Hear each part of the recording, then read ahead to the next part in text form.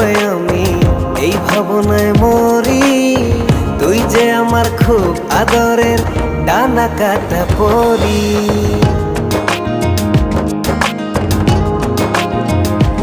তোকে দেখে